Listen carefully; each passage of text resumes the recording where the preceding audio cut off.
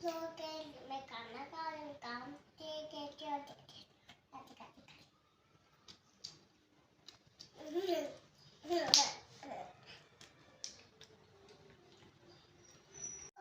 मैं काय को कर